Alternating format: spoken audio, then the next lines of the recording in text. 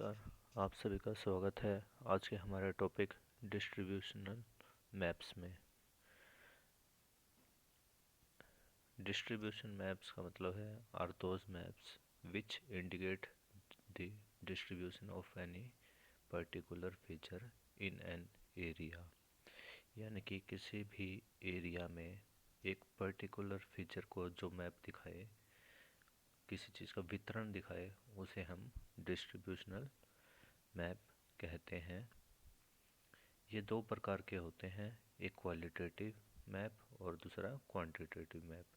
Qualitative मतलब गुणात्मक वितरण मानचित्र और क्वांटिटेटिव मैप मात्रात्मक मानचित्र।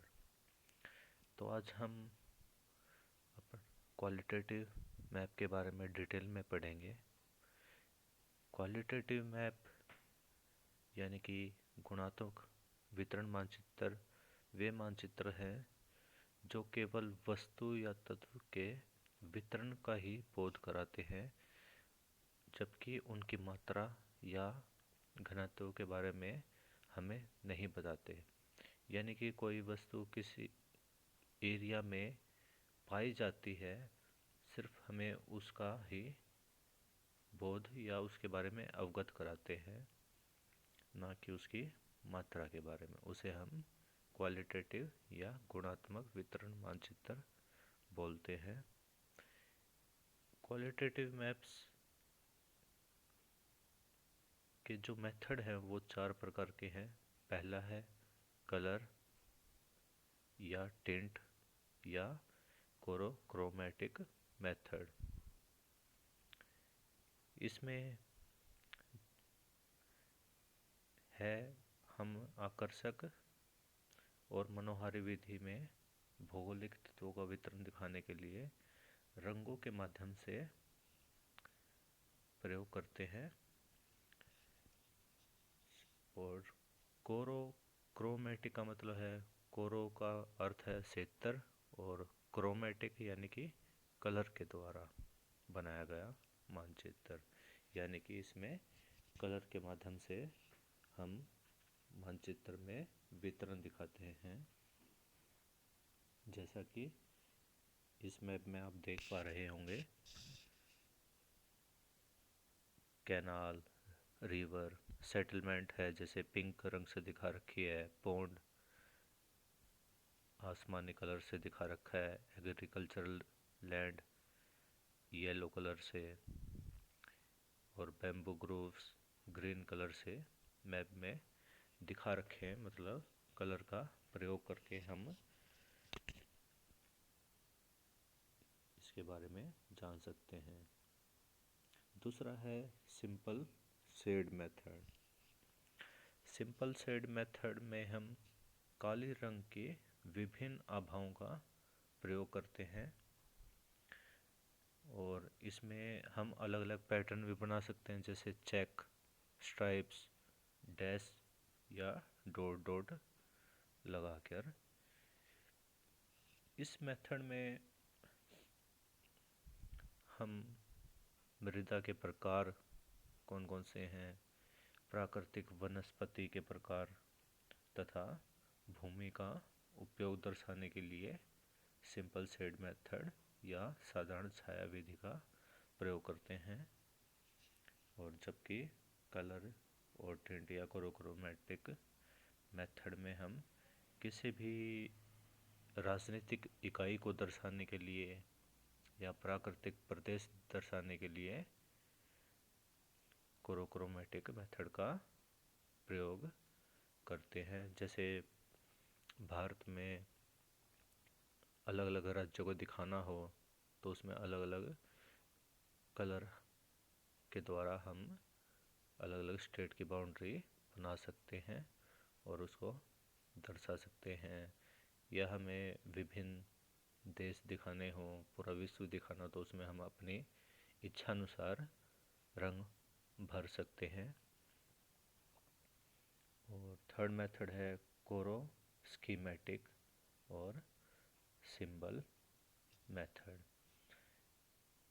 इस विधि में हम वस्तु का वितरण दिखाने के लिए प्रतीकों यानी कि सिंबल्स या चिन्हों का प्रयोग करते हैं। और ये सिंबल 3 प्रकार के होते हैं। पहला है ज्योमेट्रिकल सिंबल मेथड यानी कि ज्यामितीय प्रतीक। इसमें हम जैसे बिंदु है कोई, हम एक छोटा वृत्त बना सकते हैं, एक आयत बना सकते हैं, वर्ग बना सकते हैं, त्रिभुज या अर्धवृत्त के द्वारा किसी वस्तु का वितरण दिखा सकते हैं। और जो हमने सिंपल यूज़ करे हैं जैसे ट्रायंगल, स्क्वायर, उनको हम निर्देशिका जो इंडेक्स बनाते हैं उसमें उस चीज़ के बारे में स्पष्ट दिखाना पड़ेगा कि ये किस चीज़ को दर्शा रहा है। इसमें हम जैसे ये इस मैप में अन्य धातु अयस्क जो भारत में पाए जाते हैं जैसे एल्यूमिनियम, क्रोमियम, कोबाल्ट, तांबा, सोना, टंगस्टन, निकिल आदि को दर्शाने के लिए विभिन्न ज्यामितीय आकृति का प्रयोग किया है। तो इस तरह के वितरण को दर्शाने के लिए हम ज्यामिति मेथड का यूज़ करते हैं। और जबकि सिंपल शेड मेथड में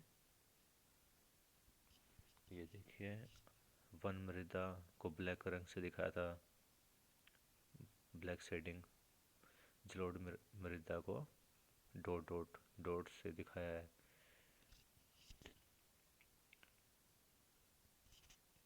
कोरो स्कीमेटिक या सिंबल मेथड में सेकंड पॉइंट है पिक्टोरियल सिंबल मेथड।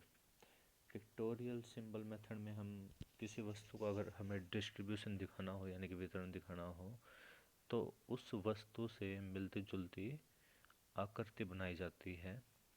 जैसे भारत में हमें वितरण दिखाना हो फलों का, फ्रूट्स का वितरण दिखाना हो तो हम जैसे हिमाचल प्रदेश में सेब होते हैं तो हिमाचल प्रदेश राज्य में जाकर हम वहाँ का सेब की पिक्चर बना देंगे। और जैसा कि इस मानचित्र में दिखाई दे रहा है भारत वन्य जीव, तो इसमें राजस्थान में देखें हम तो ऊँट की पिक्चर दिखा रखी यानी कि यहाँ पर ऊँट पाए जाते हैं। और उत्तराखंड की बात करें तो कॉर्बेट नेशनल पार्क दिखा रखा है और वहाँ पर शेर की आकृति बनाई गई है कि वहाँ शेर पाए जाते हैं। इसी तरह कहीं पर मोर और दक्षिणी भारत में पेरियार के पास हाथी दर्शा रखा है कि वहाँ हाथी पाए जाते हैं।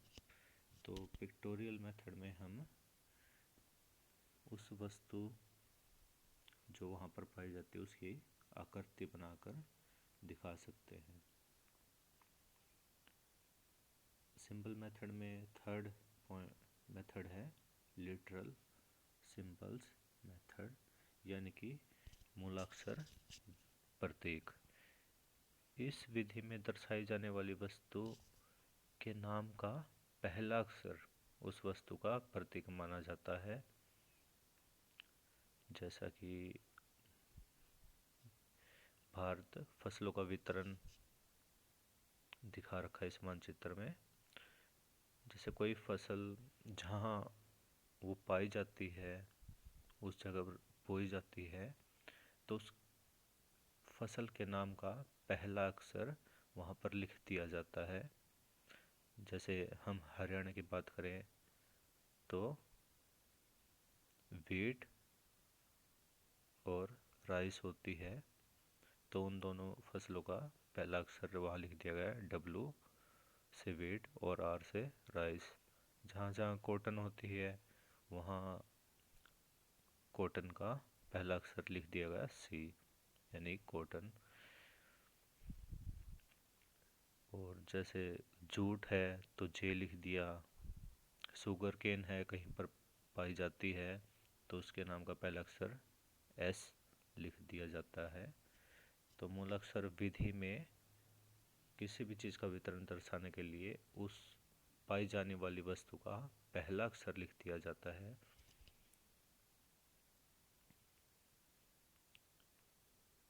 लास्ट मेथड है नेमिंग मेथड,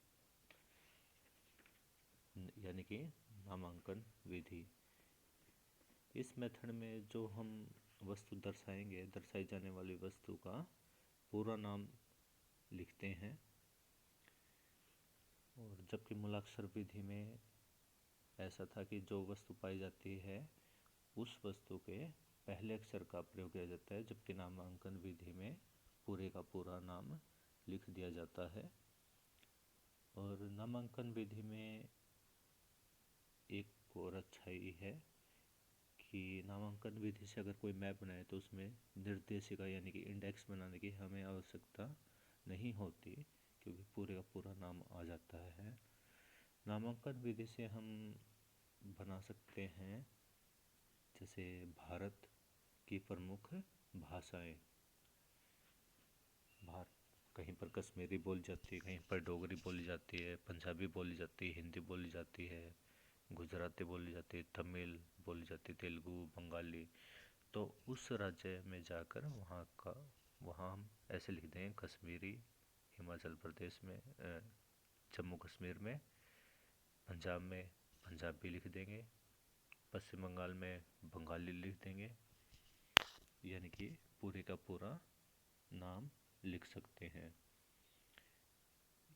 और इसमें हम जैसे अगर भूआकृतिक मानचित्र बनाना हो तो उसमें हम पर्वत, पठार या मैदान है तो उनका पूरे का पूरा नाम लिख सकते हैं।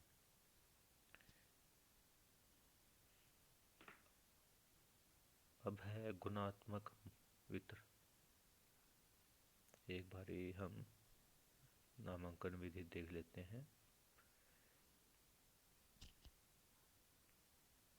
भारत की प्रमुख फसलें जैसे फल, हिमाचल प्रदेश में फल पाए जाते हैं, हरियाणा और पंजाब में गेहूँ, बिहार और पश्चिम बंगाल में चावल, और ये असम यानी नॉर्थ ईस्ट में चाय, दक्षिणी भारत में गरम मसाले पाए जाते हैं, तो उनका नाम लिख दिया गया है। अब है गुणात्मक वितरण मानचित्र के गुण क्या क्या हैं। इन मानचित्रों को बनाने में आसानी होती है क्योंकि ये बहुत ईजी हैं बनाने में, कोई इनमें दिक्कत नहीं आती। सेकंड है समझने में आसानी है क्योंकि कोई तकनीकी चीज़ नहीं है, जनसाधारण में बड़े लोकप्रिय हैं। क्योंकि इन मैप को बनाने में कोई टेक्नोलॉजी नहीं आती, इस वजह से जनसाधारण में बड़े लोकप्रिय हैं, क्योंकि उन्हें आसानी से मानचित्र देखते ही वस्तु का बोध हो जाता है, क्योंकि ये क्वांटिटी को नहीं दर्शाते, केवल उनका वितरण दर्शाते हैं। इस वजह से जनसाधारण में बड़े लोकप्रिय हैं। एक ही मानचित्र पर कई वस्तु का वितरण दिखाया जाता है और इनके दोष हैं, इन मानचित्रों में दिखाई जाने वाली वस्तु है उनकी मात्रा या उसके घनत्व का हमें नहीं पता लगता। दूसरा पॉइंट है, कई बार इन मानचित्रों में वे क्षेत्र भी अंकित हो जाते हैं जहाँ पर वह वस्तु नहीं मिलती। तो ये इनके दोष हैं। और इसी के साथ हमारा क्वालिटेटिव मैप्स ख़त्म होता है। नेक्स्ट टॉपिक हम करेंगे क्वांटिटेटिव मैप्स, यानी कि मात्रात्मक मानचित्र, अगली क्लास में। Thank you.